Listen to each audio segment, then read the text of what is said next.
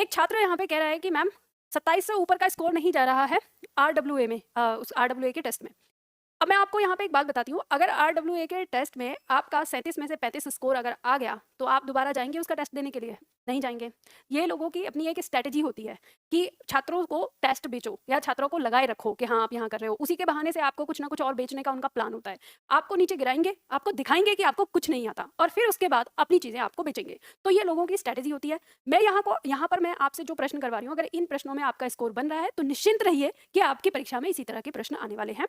आपने जो आपके पास शब्दावली है, अपनी उस शब्दावली से अच्छे से अपनी वोकैबुलरी तैयार करती रहिए और जो भी आपने अभी तक पढ़ा है उसका रिवीजन करते रहिए, वो चाहे हिंदी हो या कोई अन्य सब्जेक्ट, आराम से आप कर सकते हो। ठीक है, तो ये टेस्ट देने वाले पॉइंट पर अगर आप मेहनत कर रहे हो, पूरी मेहनत कर रहे हो और हर टॉपिक आपको अच्छे से आता है और फिर भी अगर आपने क्लास भी ले ली है और फिर भी अगर आपका स्कोर नहीं हो रहा है, नए क्वेश्चन आपके सामने प्रश्न में मिल रहे हैं, तो फिर आप उनको भूल जाओ। ठीक है, कोई भी बाजार से कोई भी प्रीवियस क्वेश्चन पेपर वाली बुक उठाओ, उससे प्रैक्टिस करो। ठीक है, इस तरह से आप कर सकते हो, परेशान मत हो इन सब चीजों पे।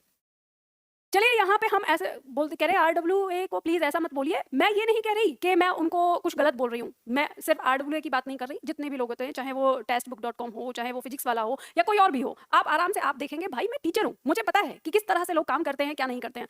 आप बच्चे हो, आप भोले हो, आप लोगों को भावनाओं में बहलाकर आपसे बातें करी जाती हैं। टारगेट बस एक ही होता है कि अपनी चीजों को बेचना है। अब वो चाहे मैं भी हूँ, अगर यहाँ पे आप लोगों को टेस्ट सीरीज ये करवा रही हूँ, तो क्या मेरा ये उद्देश्य नहीं है? मैं आप लोगों के सामने किस लिए आ रही हूँ? इसलिए आ रही हूँ ना कि आप लोग भी मेरा बैच लें, आप जानें कि मैम ऐसे पढ़ाती हैं, फिर उसके बाद आप बैच लेंगे, देखकर, जानकर, समझकर कि हाँ यहाँ पे मैम का पढ़ाया हुआ हमें समझ में आ रहा है। तो आप इतनी भोलेपंती में आप ये चीज ना करिए, अंधभक्त मत बनिए किसी के भी, मेरे भी नहीं। मतलब मैं ये कह रही हूँ कि मेरे भी मत बनो। यहाँ पर दिमाग को लगाओ, सब लोग अपनी एक रोजी रोटी का जुगाड़ करके आप लोगों के पास आ रहे हैं, तो सब लोग उसी तरह से पढ़ा रहे हैं। मैंने आपको एक वो सच्चाई बताई है जिस सच्चाई को वो आपको नहीं बताएंगे, उन्हें कोई फर्क नहीं पड़ता कि आपका मनोबल टूटे या ना, आपको कुछ फायदा हो या ना हो, इन सब चीजों से उन्हें कोई फर्क नहीं पड़ता है। उन्हें सिर्फ और सिर्फ अपने काम से मतलब है। आपको अभी एक चीज और बताऊं, आप लोगों को ऐसे ही कुछ लोग एग्जाम से 2 दिन पहले, 1 दिन पहले मैराथन क्लास लेके बैठेंगे कि एग्जाम से पहले मैराथन क्लास करा के।